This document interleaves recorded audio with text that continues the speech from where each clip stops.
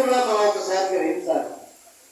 ఈ బంకగా ఉండేటువంటి జీలకర్ర బెల్లం నోరడం ఏంటి, ఈ రెండు నెత్తి మీద పెట్టుకోవడం ఏంటి అనేటువంటి సందేహం కూడా మనకు కలగచ్చు.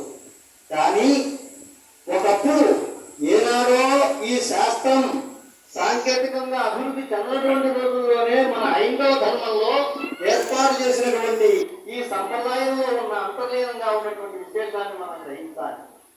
ఈ కలిపి రెండు కనుక నూరినట్లయితే రెండింటినీ ఘన విద్యుత్తు పుడుతోంది అని చెప్పి ఈ మధ్యన శాస్త్ర సాంకేతికంగా అభివృద్ధి చెందిన తర్వాత విజ్ఞాన శాస్త్రవేత్తలు, పదార్థ విజ్ఞాన శాస్త్రవేత్తలు గమనించారు.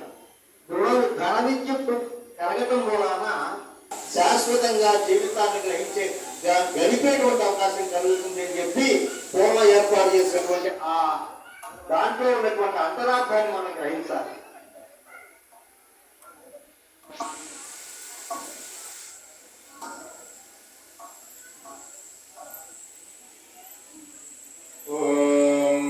విష్ణుర్విచక్రమే త్రయదాగతదేవతం సమోఢమస్య భాగుంధురే